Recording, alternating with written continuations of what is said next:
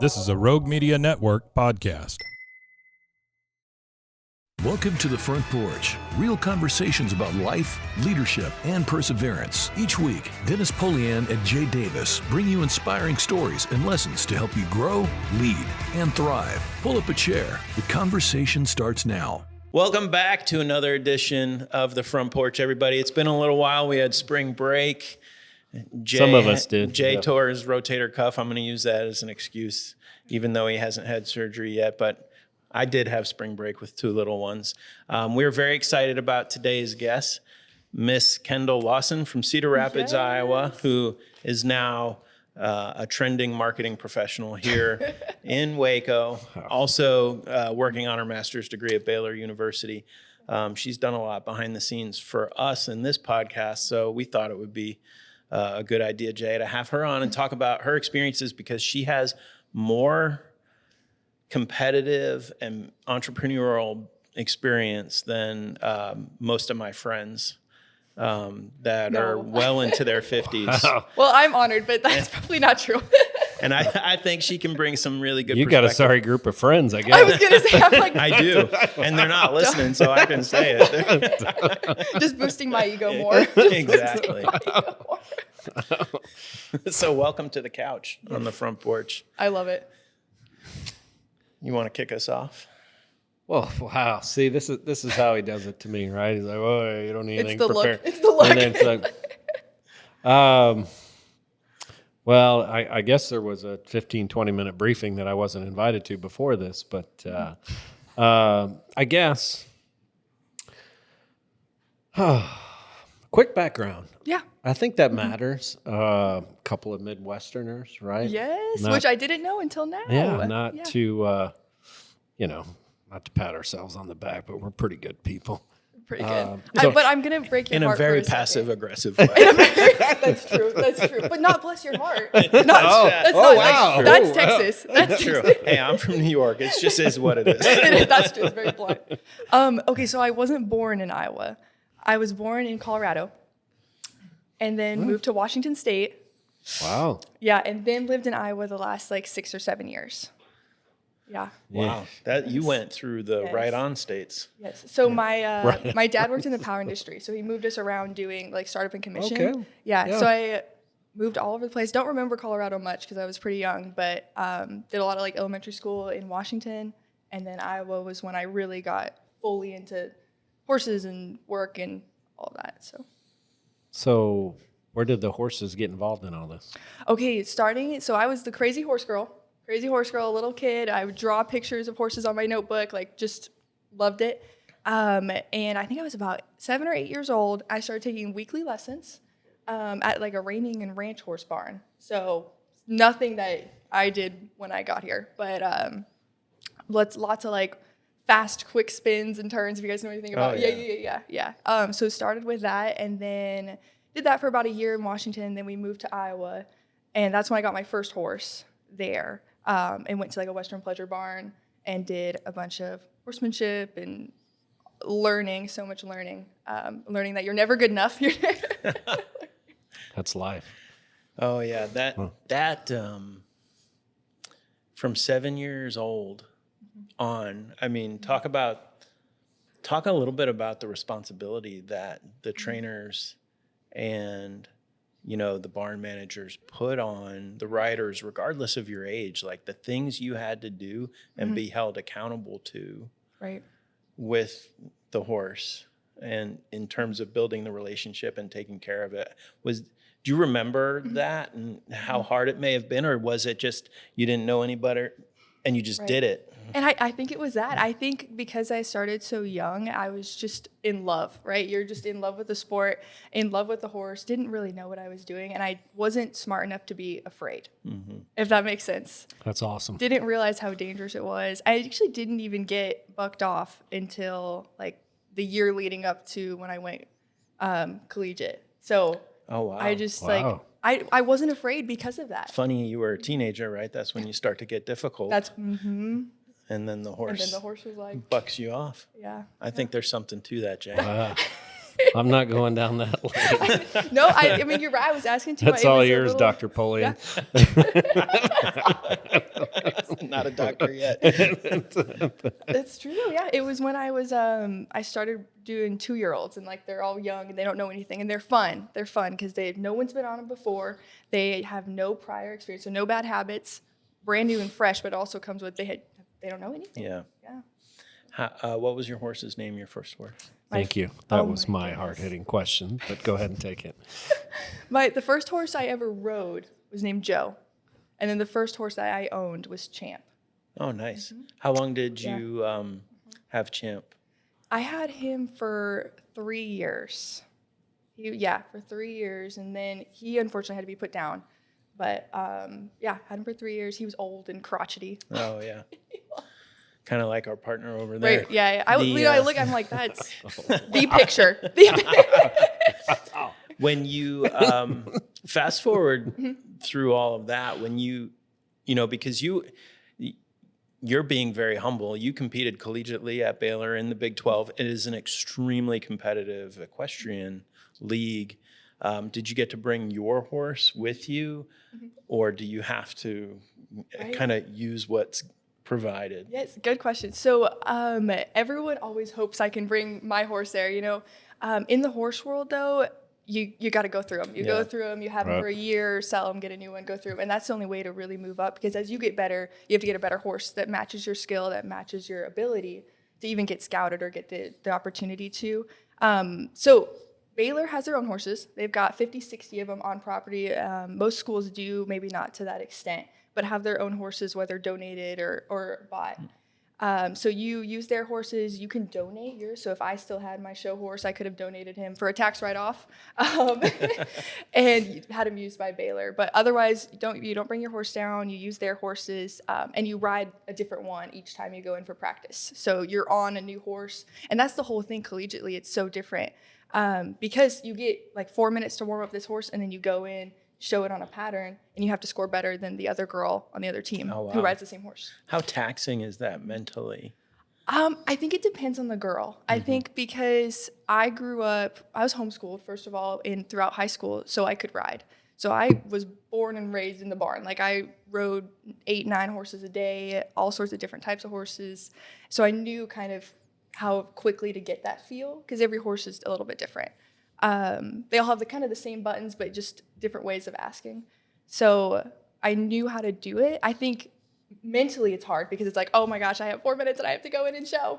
But deep down, I knew how to do it, if that makes sense. Yeah, that does. Life moves fast, but the unexpected doesn't care about your calendar.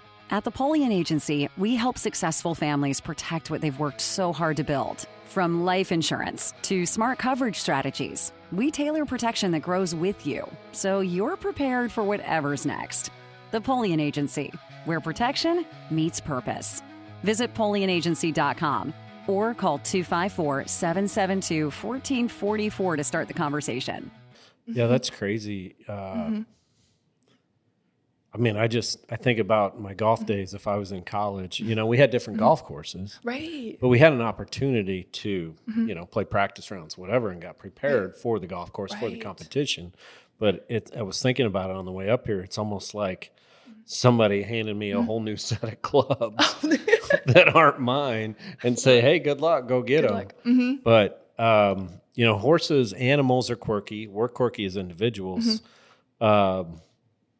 Kind of your mindset, is there something that you keyed on? Obviously you had your routine, you kind of had your pre-show routine, but was there something that you could do? Those horses are trained to do what they do. Right.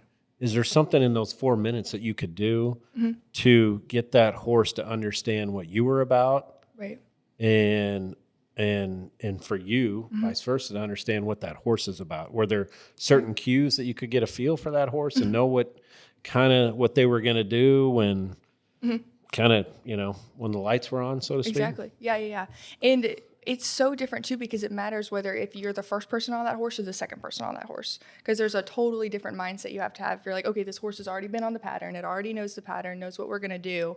Because they have that memory, they know that they've done this before, right? They're like, oh, I know I'm going in and doing this. So they're either going to be pissed off. They're going to, something's going to happen. So you have to keep that in mind. And then typically, generally speaking, you'll go in, I run the maneuvers, not in order, But like any maneuver I'm going to do, so if I'm going to do a 180 to the right, I'm going to run that. I'm going to test out all the different buttons just to see, not long, just to get enough confidence in myself mainly, like mentally. So I'm like, okay, I know this horse can do it. I know what we're going to like struggle on if he stumbles here or he bobs his head here, that kind of thing. So you got to run through it fast just to kind of get enough confidence and like, okay, I know this is going to be an issue. He takes this much to get going or this much to slow down or that kind of thing. So that's my general rule of thumb, and I think that's what most girls do is you run through the little aspects of it, but not the whole pattern.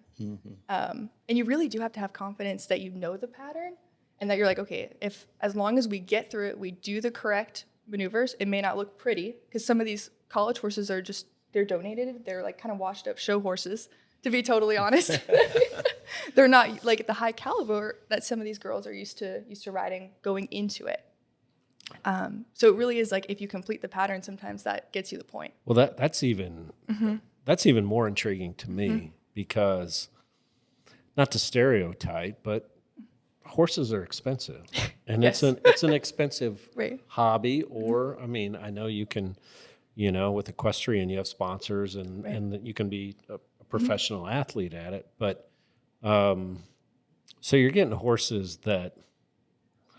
Not turn your nose up at, but you're getting horses that are lesser than. Yes. Yeah. And you have to, in a very short time, develop a rapport with them, Right. know what their strengths and weaknesses are, and be able to, in a way, communicate Right.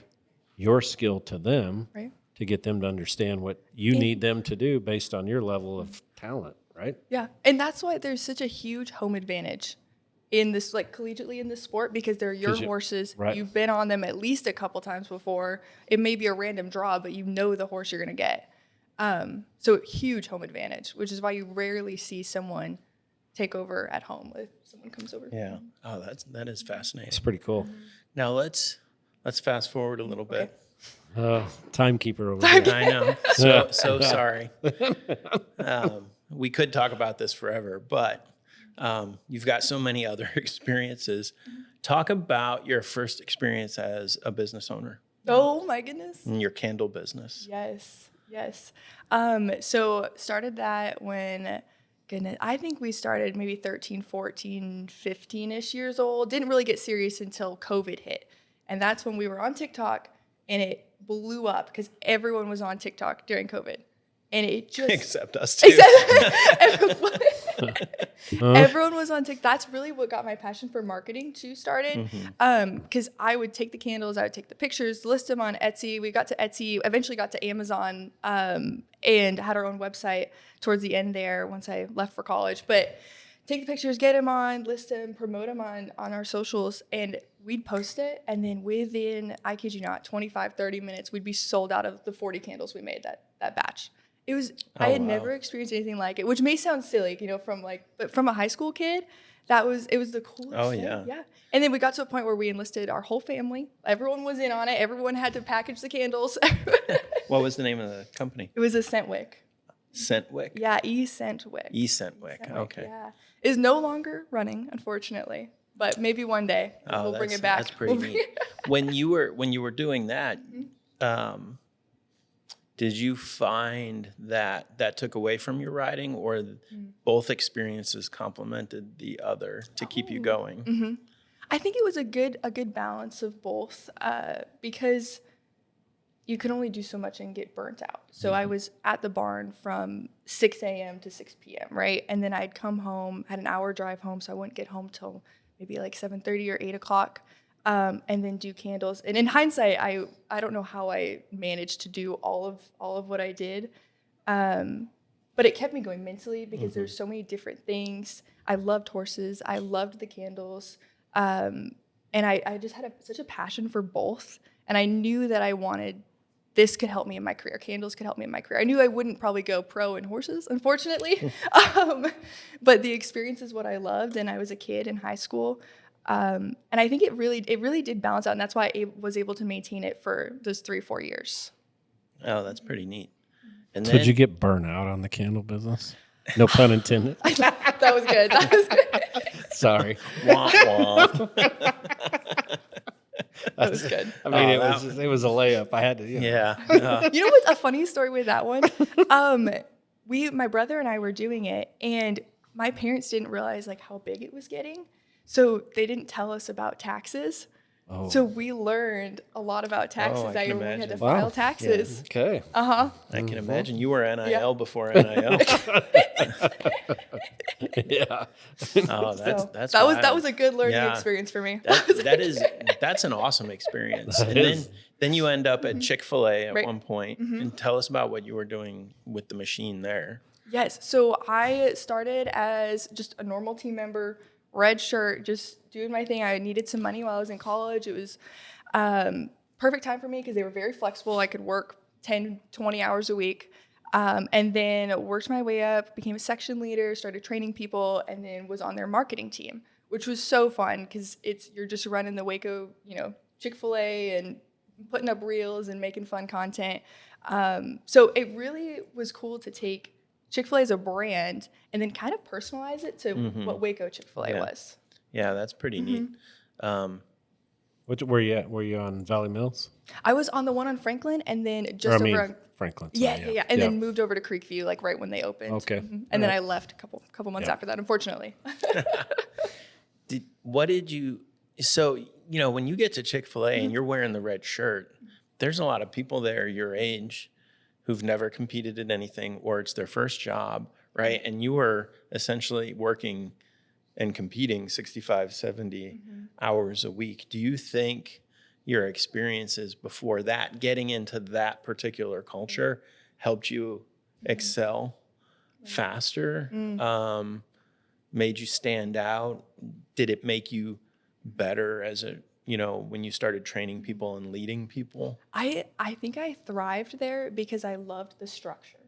Chick-fil-A is very structured. There's a system for everything, right? There's a system, an organization. Like they've got make the right thing to do, the easy thing to do. That's their saying, right? And I loved that it was so clear on what was correct and what wasn't. And it was so easy for me because I would be just mentally exhausted from class, papers, writing, all the things going on, in a normal college student. And then I could go to Chick-fil-A, and while it was stressful and there's lots going on and everything's crazy, it was so clear for me to see what was good and what was easy to do. Because I worked a bunch of random jobs in high school. Like I was a hostess at a restaurant for a couple months, and it was so drama filled and I hated it. I just couldn't understand why these like high school kids, after being homeschooled, right? I wasn't really around other kids my age. I was just around horse people. And I was like, these kids are crazy. This crazy. In a restaurant environment, Did you ever have to manage somebody older than you? I did. How was that did. experience for you? I learned that a lot of people will look down on you for how old you are. So I just didn't tell people. And then they didn't know. Because I think, present myself in a way where it might be trickier for people to guess. I look young, obviously. But if I don't say it and they don't know I'm in school, a lot of times they didn't know I was in college still. They probably assumed I was like mid-20s.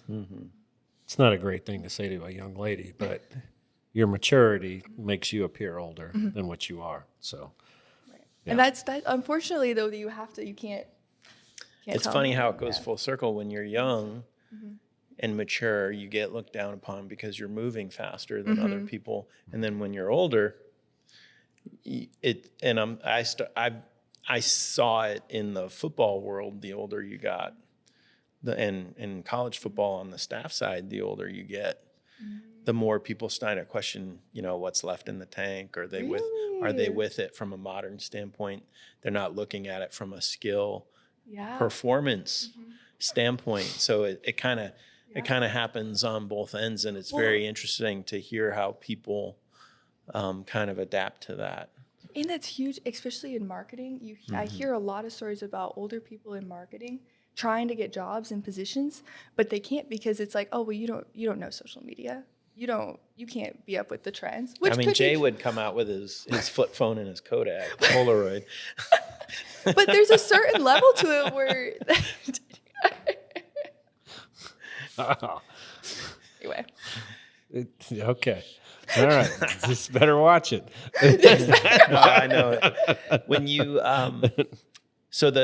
when you guys were doing the Kindle business, you mentioned that's when you started to think about marketing and enjoy that piece of it. So tell us a little bit about like, okay, now what are you doing in that regard? You can talk about it. I'll set the table a little bit, because what I think is so unique is you're building your own brand, but at the same time, you've went from at Chick-fil-A marketing a very specific brand with a very specific value system in a very specific community that has its own specific value system, to now you're marketing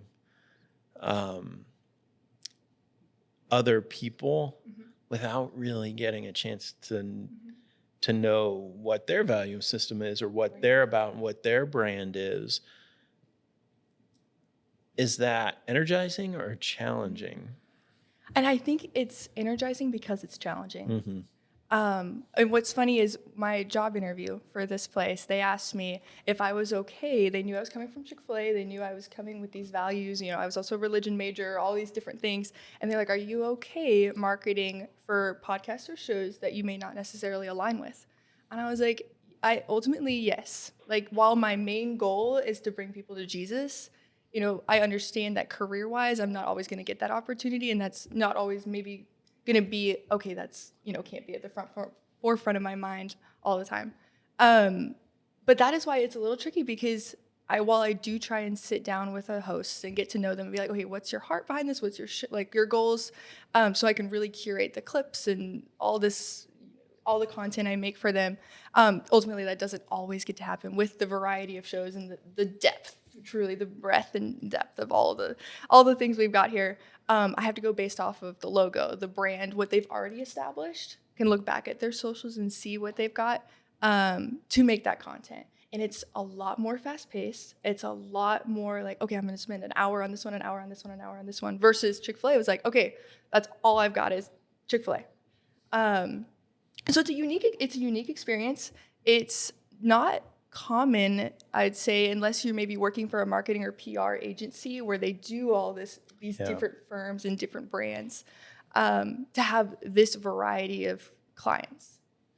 No, that makes sense. I mean, just for us, right? Like, I think our clips get viewed more and more each time, right? Because as you're listening and watching, you get to know us. We have no idea what we're doing or what our brand is going to be. We just want to help people, right? Right. But then you get to know us just through random conversations before we record or whatever. And you know, I'm kind of being like a big brother or an uncle commending you. That takes a lot of skill and a lot of listening and observing to try to get to know people in that way, to put their name, image, and likeness out there for them. And when a lot of people probably don't even realize you're doing that. And as an employer of people in your generation, very few people observe that way. Here we go. Buckle your chin strap. Very few people observe that way. Here we go. That's true. I got a lot of problems with you people. I know. I got a lot of problems. You know, so you should be proud of that. Well, I don't want to give myself too much, because everyone make mistakes. You know, it's hard to learn everything, and you learn from all the mistakes and all the mess ups, and like, oh shoot, I could have done that one better. Or when you post a reel and it kind of flops, you learn from that. And I think people are so afraid to post things that aren't going to do well. But that's how I learned with candles, with Chick-fil-A, all these things were. And that's real life too. Yeah. And that's. I mean, we've packaged content so tightly that everybody thinks that you have to be perfect. Right. And the beauty in being who we are individually, who we are as an agency, who we are as business owners, who we are as a corporate communications master's degree, He has done his research. Graduate, done it all. He's a big catchphrase and corporate term guy.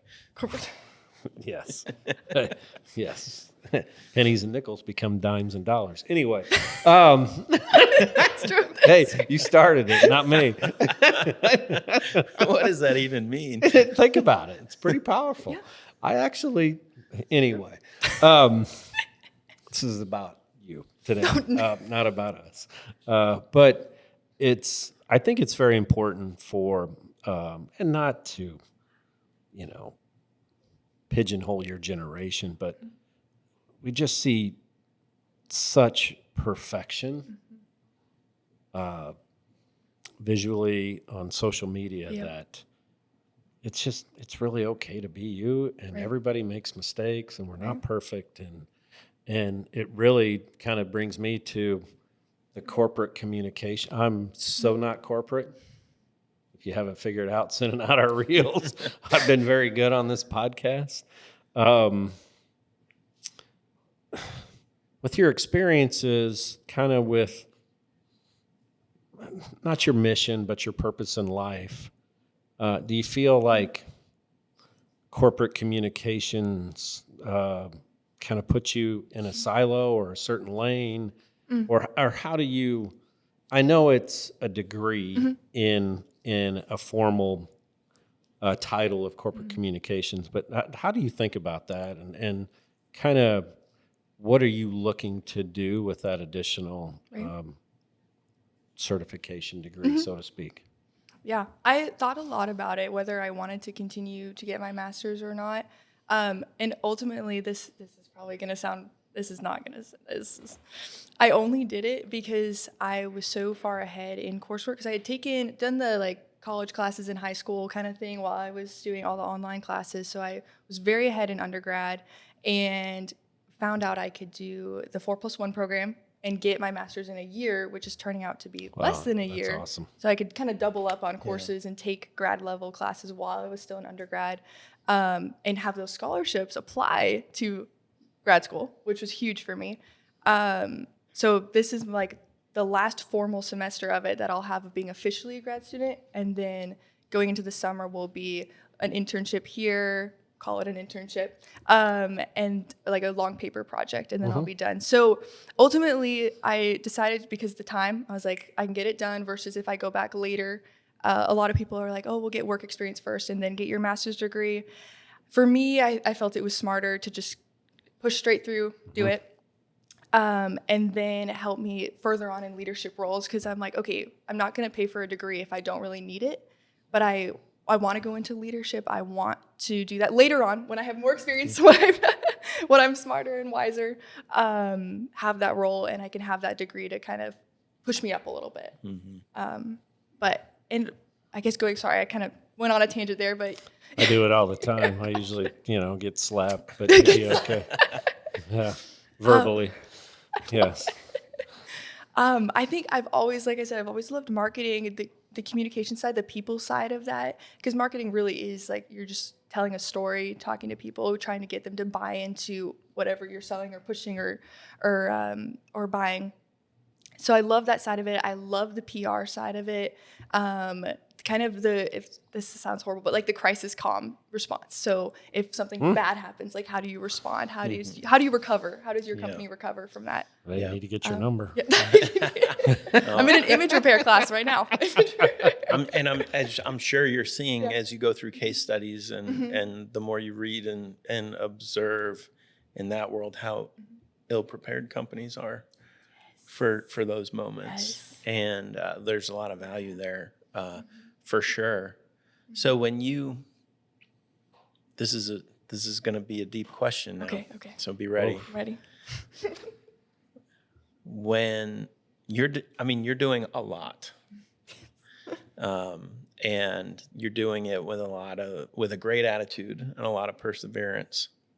So when you hit a wall mentally or emotionally, what experiences do you lean back on to kind of get you to push through that wall?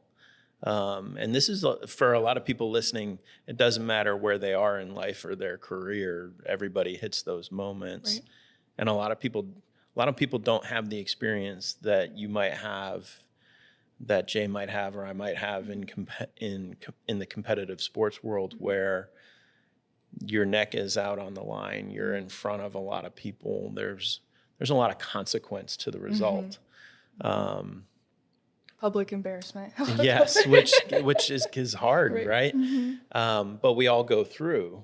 How do you use that? How do you use that now to get through those moments? And you don't have to get into detail, but about any of those moments, but really like more so for people listening, like what's what's not your crutch, because that's such a negative term, but like, what's the tool you use to What's punch your through? go-to? Right. What gets you Yeah. through those times? Yeah.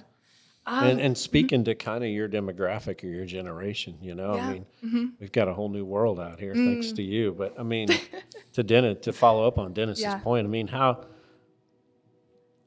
mean, you think about your equestrian time, Right. and you got kind of a horse that was a little bit off center. And I'm sure there were kind of some cues or some things that you did that kind of got things right. So to Dennis's question and point is, do you have certain things that kind of get you back to center?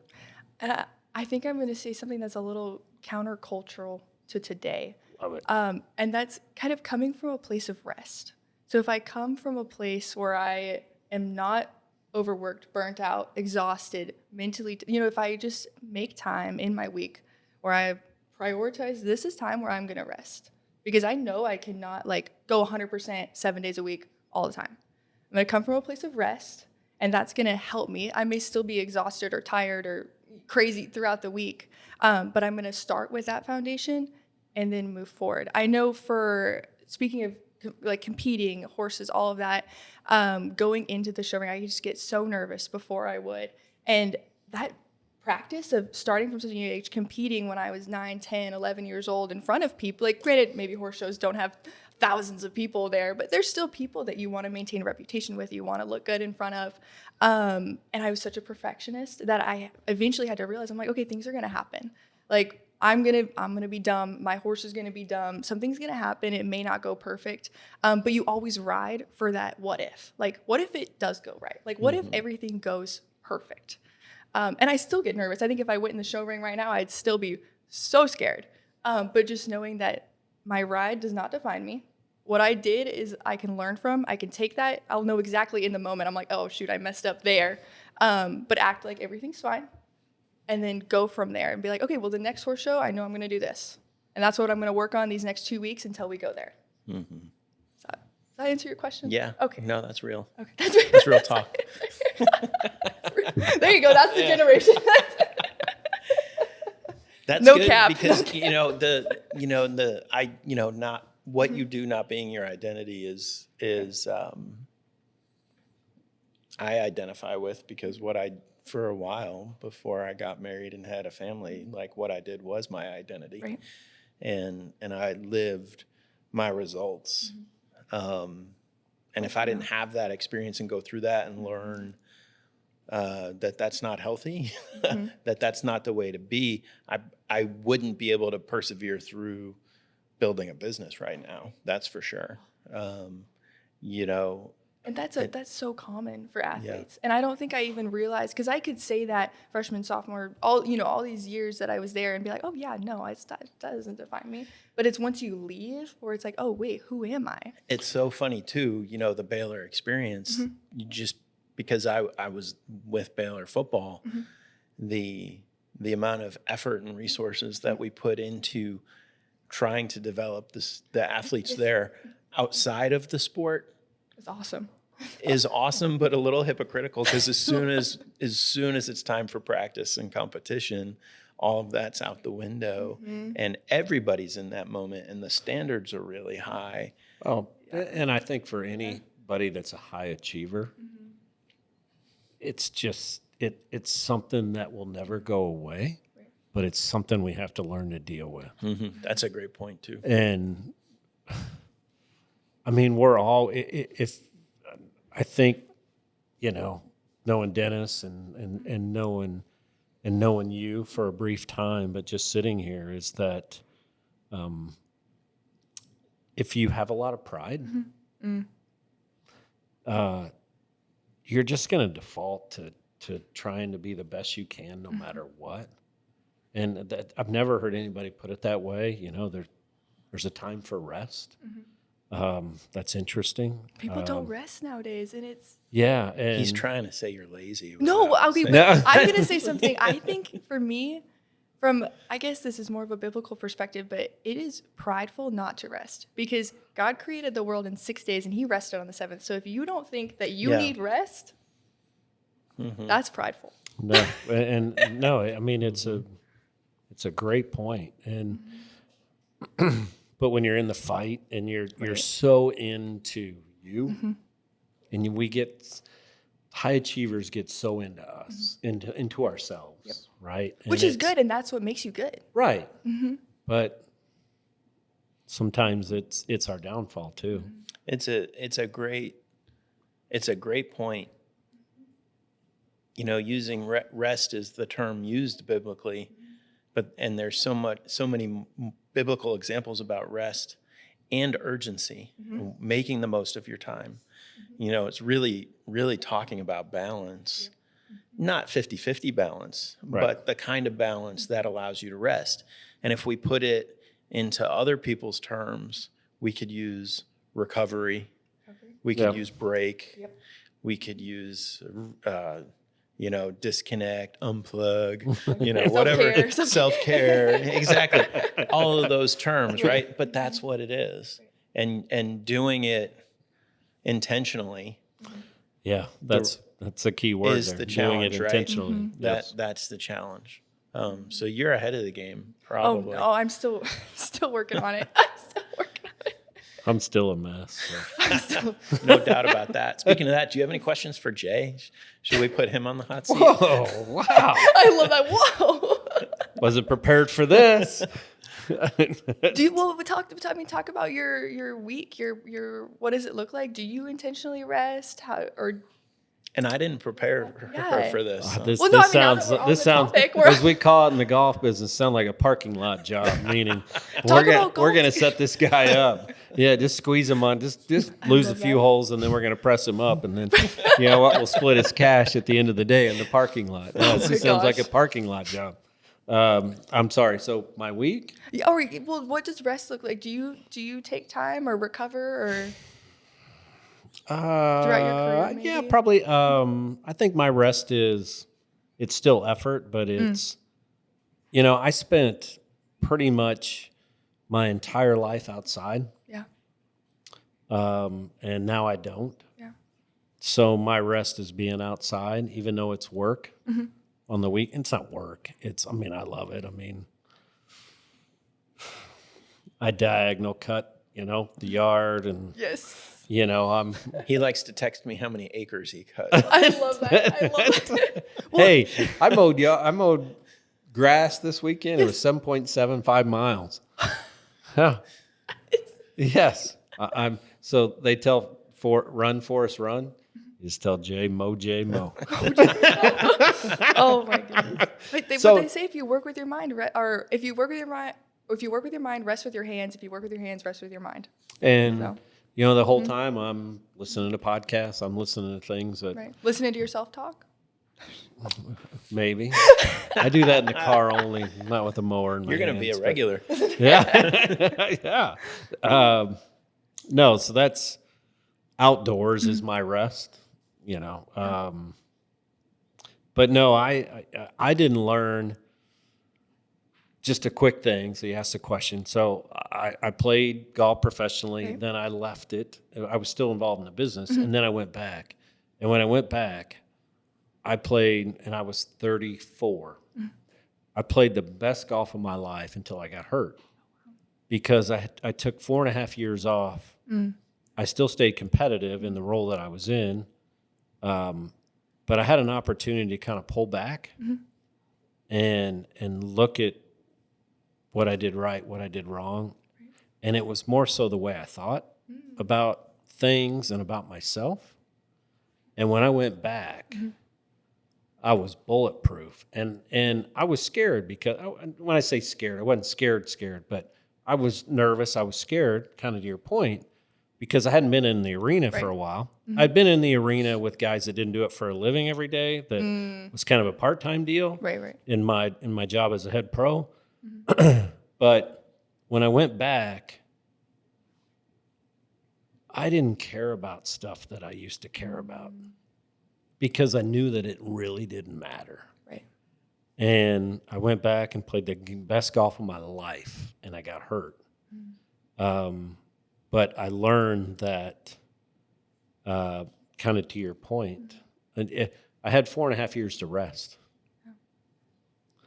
And during that resting period, I learned not to take myself too seriously in certain aspects. Right. I still took what I did for a living seriously, but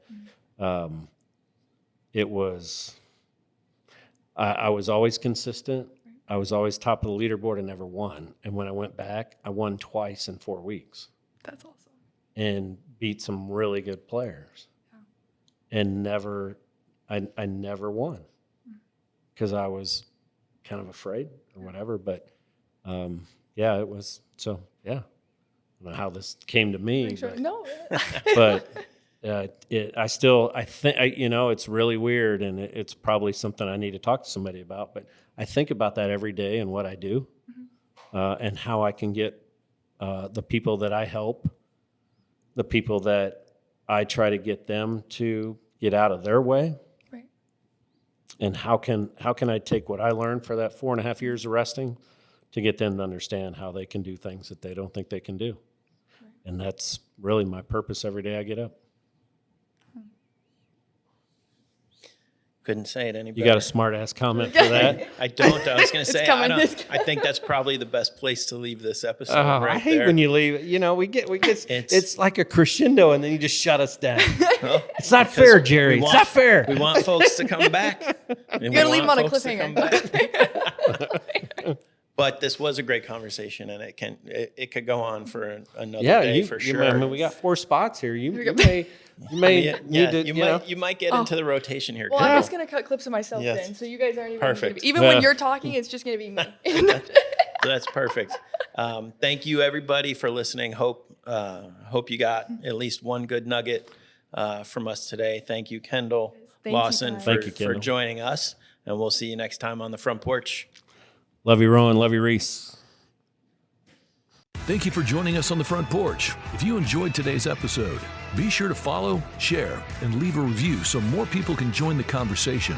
Until next time, keep showing up, keep leading strong, and we'll see you back on the porch soon.